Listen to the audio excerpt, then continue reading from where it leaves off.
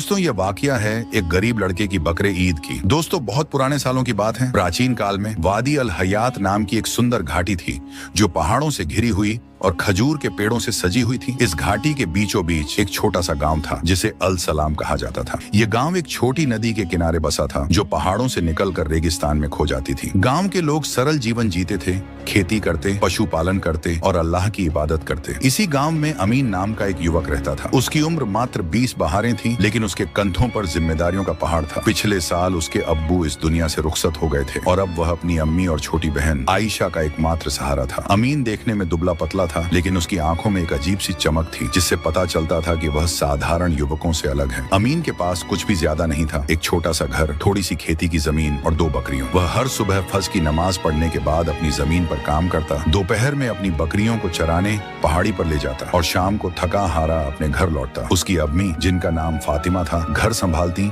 और आयशा के साथ मिलकर भोजन बनाती और घर के कामों में मदद करती। वह समय बकरा ईद के करीब था, इस्लाम का वह महान त्योहार जब हजरत इब्राहिम की याद में कुर्बानी दी जाती है। गांव के हर परिवार में तैयारियों जोरों पर थी। लोग अपने घरों की सफाई कर रहे थे, नए कपड़े सिल रहे थे और सबसे महत्वपूर्ण कुर्बानी के लिए जानवर खरीद रहे थे। अमीन भी बकरा ईद की तैयारी में लगा था। वह पिछले कई महीनों से थोड़े थोड़े पैसे बचा रहा था ताकि एक अच्छा सा बकरा खरीद सके। यह उसकी पहली बकरा ईद होने वाली थी जब यह परिवार का मुखिया होकर कुर्बानी देगा। उसके अब्बू जीवित होते तो वही यह जिम्मेदारी निभाते, लेकिन अब यह अमीन का फर्ज था। एक दिन अपनी बकरियों को चराते हुए अमीन ने गांव के बाजार में जाने का फैसला किया। वहां जानवरों की एक मंडी लगी थी जहां दूर दूर से व्यापारी अपने पशु बेचने आए थे। अमीन अपनी जेब में अपनी सारी बचत लेकर गया था, 30 दिरहम, जो उसने बड़ी मुश्किल से जमा किए थे। बाजार में हलचल थी। जगह जगह व्यापारियों ने अपने तंबू लगाए हुए थे और उनके चारों ओर बकरे, भेड़ें और ऊंट बंधे हुए थे। लोग जानवरों को देखते,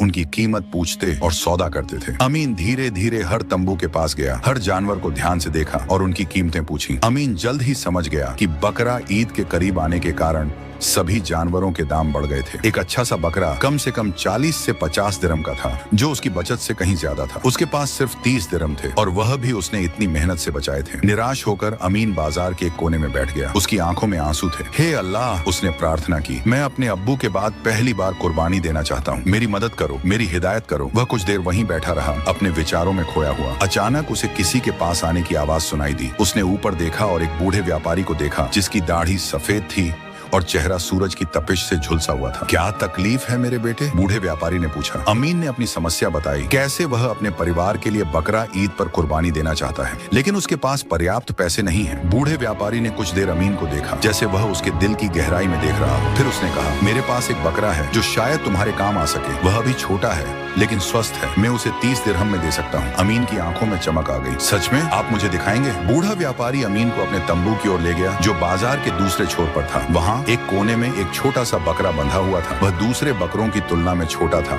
लेकिन उसकी आंखें चमकदार थी और उसका रंग सफेद था, बिल्कुल बर्फ जैसा। यह रहा, व्यापारी ने कहा, यह मेरे झुंड का सबसे छोटा है, लेकिन मुझे लगता है कि यह तुम्हारे लिए सही है। अमीन ने बकरे को ध्यान से देखा। हालांकि वह छोटा था, लेकिन स्वस्थ और सुंदर लग रहा था। अमीन ने तुरंत फैसला कर लिया, मैं इसे ले लूंगा, उसने कहा और अपनी जेब से 30 दिरहम निकालकर व्यापारी को दे दिए। व्यापारी ने पैसे लिए और बकरे की रस्सी अमीन को थमा दी। इसका अच्छे से ख्याल रखना, उसने कहा, यह एक खास बकरा है। अमीन ने व्यापारी को धन्यवाद दिया और अपने नए बकरे के साथ घर की ओर चल पड़ा। रास्ते में उसने बकरे को नूर नाम दिया क्योंकि उसका रंग उतना ही उज्जवल था जितना कि नूर यानी प्रकाश। जब अमीन घर पहुंचा तो उसकी अम्मी और आयशा बहुत खुश हुई। मेरा बेटा, तुमने बहुत अच्छा किया, उसकी अम्मी ने कहा। यह बकरा